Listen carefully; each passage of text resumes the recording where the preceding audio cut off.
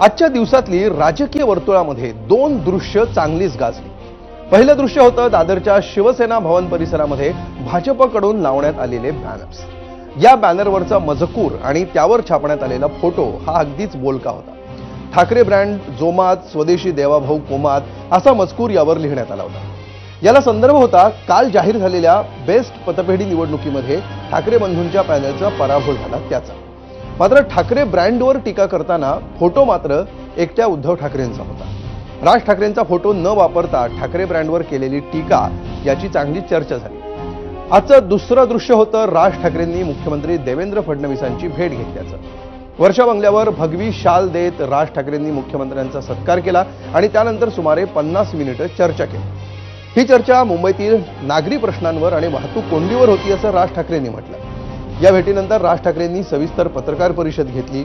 मुंबईचे प्रश्न आणि वाहतूक हे विषय सोडून इतर कुठलेही प्रश्न आपल्याला विचारू नयेत अशी विनंती देखील राज ठाकरेंनी पत्रकारांना केली। दुसरीकडे या भेटीवर सर्वच पक्षांनी अत्यंत सावध भूमिका घेतल्याचं चित्र दिसलं। राज्याच्या मुख्यमंत्र्यांना कुणीही भेटू शकतं, जनतेच्या प्रश्नांवर ही भेट झालेली असू शकेल अशी प्रतिक्रिया ठाकरेंच्या शिवसेनेनं दिली। तर भाजपनं सुद्धा या भेटीमध्ये राजकारण पाहू नये असं म्हटलं। एकीकडे 18 वर्षांनी ठाकरे बंधू बेस्ट पतपेढी निवडणुकीच्या निमित्तानं एकत्र आले। या निवडणुकीचा काल निकाल जाहीर झाला, ज्यामध्ये ठाकरे बंधूंच्या पॅनलला एकही जागा मिळाली नाही आणि या निकालाच्या दुसऱ्याच दिवशी राज ठाकरे मुख्यमंत्र्यांना जाऊन भेटल्यामुळे सर्वांच्याच भुवया उंचावल्या। या भेटीमध्ये मुंबईतील वाहतुकीच्या मुद्द्यावर नक्कीच चर्चा झाली असेल, पण खरंच फक्त तेवढ्याच विषयासाठी ही भेट होती का असा प्रश्न विचारला जाऊ लागला। एकीकडे उद्धव ठाकरेंसोबत महापालिकेसाठी राज ठाकरे युती करणार का याच्या चर्चा सुरू असताना राज ठाकरे मुख्यमंत्र्यांना भेटत असल्यामुळे ते दोन्ही पर्याय जिवंत ठेवू पाहतायत का, खुले ठेवू पाहतायत का याचीही चर्चा झाली। आज झालेली ही भेट आणि त्या अनुषंगानं निर्माण झालेल्या प्रश्नांवर आज आपण चर्चा करणार आहोत। सुरुवातीला बघूया आजचा आपला प्रश्न आणि त्यासाठी जाऊया पोल सेंटर। बघा आजचा आपला प्रश्न,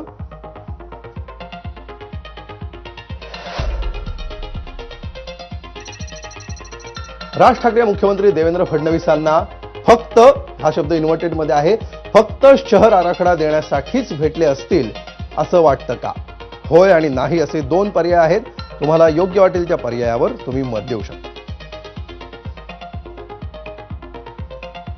तर मुख्यमंत्री देवेंद्र फडणवीसांची भेट घेतल्यानंतर राज ठाकरेंनी सविस्तर पत्रकार परिषद घेतली। मुख्यमंत्र्यांसोबत आपण काय चर्चा केली हे त्यांनी सविस्तर सांगितलं। या पत्रकार परिषदेमध्ये कोणकोणत्या मुद्द्यांवर राज ठाकरेंनी भाष्य केलं पाहूया। रस्ते कमी आहेत, ट्रॅफिकला शिस्त नाही, कोणी कुठेही गाड्या पार्क करतायत, काहीही चालू आहे आणि अशा परिस्थितीमध्ये याचं जर उत्तर आता सापडलं नाही किंवा याच्यावरती जर समजा आता काम नाही केलं राज्य सरकारने, काय झालंय, आपण कबूतर, हत्ती आणि इतर गोष्टींमध्ये आपण इतके अडकलोय की या ज्या मूलभूत समस्या ज्या आहेत याच्याकडे कोणाचंच लक्ष नाही। तुमच्या घरात जर समजा 4 उंदीर झाले तर त्याचं काय करता तुम्ही? बरोबर ना? नाही, गणपतीचं वाहन आहे म्हणून ठेवतो का आपण? नाही ना। मग असे कोण जैन लोक आहेत की जे कबुतरावरती बसून फिरायला जातात?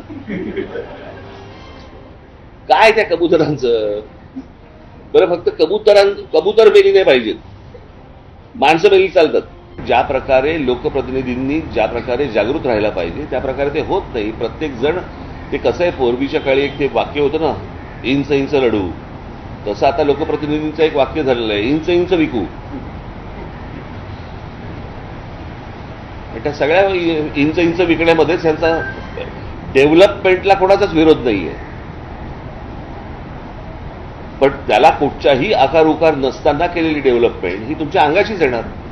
पार्किंग आणि नो पार्किंग याच्यासाठी जे फुटपाथ आहेत त्या फुटपाथनं आपले काही रंग असले पाहिजेत याच्यावरती, म्हणून मी तुम्हाला जस्ट अशा प्रकारचा हा नो पार्किंग रेडी फ्लॅग म्हणजे तुम्हाला साधारणपणे अंदाज येईल। हा साधारणपणे मी आता इथलेच फक्त फोटो काढून मी जस्ट तुम्हाला दाखवले। या प्रकारचे इथे गाड्या पार्क करायच्या नाहीत आणि केल्या तर काय प्रकारचं त्यांना शासन होऊ शकतं किंवा काय प्रकारचं त्यांना दंड आकारला जाऊ शकतो यावरती आता मला वाटतं राज्य सरकार त्याच्यावरती काम करते। ज्यांना तुम्ही गाड्यांची लायसन्सेस देताय त्यांना हे शिकवले जात नाही कुठे गाडी पार्क करायची आणि कुठे कसं वागायचं. कारण त्यांना कोणत्याही प्रकारचा दंड नसल्यामुळे किंवा कोणत्याही प्रकारची त्यांना भीती नसल्यामुळे या सगळ्या गोष्टी शेवटी सरकारची अशा बाबतीत नको तिकडे भीती दाखवतात. कळलं का? की तुम्हाला काय ते नवीन काय फ्रेज आली नक्षल काय अर्बन नक्षल. ते अर्बन नक्षलपेक्षा इथे शिस्त लावा ना. रस्ते बनवणे आहे ना. रस्ते बनवणे धंदा आहे. बरोबर. धंदा कशा अर्थाने बोलतोय मी की टेंडर काढायची रस्ते बांधायचे ते खराब झालेच पाहिजे. याच्यामध्ये सगळं तुम्ही सगळा जो नेक्सस आहे ना तो सगळा तसाच येतो की याच्यामध्ये ते खराब झाले पाहिजेत. खराब झाले की लगेच ते खड्डे बुजवायचं टेंडर निघतं आपल्याकडे. आपल्याकडे जो कोणी कॉन्ट्रॅक्टर असेल त्याला कुठच्याही प्रकारचे पनिशमेंट होत नाही. खड्डे बुजवायचं कॉन्ट्रॅक्ट निघतं त्याच्यात करप्शन होतं. पुन्हा नवीन रस्ते बांधण्यासाठी परत नवीन टेंडर होतं. तर याच विषयावर आपण बोलू. इतर विषयावर आपल्याला प्रश्न विचारू नयेत असं सुद्धा राज ठाकरेंनी या पत्रकार परिषदेत म्हटलेलं होतं. पत्रकारांना तशी विनंती केली होती. तर मनसे अध्यक्ष राज ठाकरे आणि मुख्यमंत्री देवेंद्र फडणवीस यांच्या भेटीचा सिलसिला गेल्या काही महिन्यांपासून सुरू आहे. आतापर्यंत या दोघांमध्ये जवळपास 4 वेळा भेट झाली आहे. कधी मैत्रीपूर्ण भेट म्हणून, कधी वैयक्तिक कारण सांगत, कधी त्रिभाषा सूत्रावर चर्चा करण्यासाठी, तर कधी मुंबईतल्या प्रश्नांसंदर्भात या भेटी असल्याचं सांगितलं गेलं. एक नजर टाकूया आतापर्यंत हे दोन नेते एकमेकांना कधी भेटले आणि त्यावेळी या भेटीमागं काय कारणं सांगितली गेली त्यावर. मीडिया सेंटरला आपण ही माहिती बघूया. बघा, 10 फेब्रुवारीला शिवतीर्थ निवासस्थानी फडणवीसांची उपस्थिती असल्याचं समोर आलं. 12 जूनला ताज लँड्स अँड हॉटेलमध्ये राज ठाकरे आणि फडणवीसांमध्ये खलबत झाली. तर आज वर्षा निवासस्थानी फडणवीसांशी 50 मिनिटं चर्चा झाली.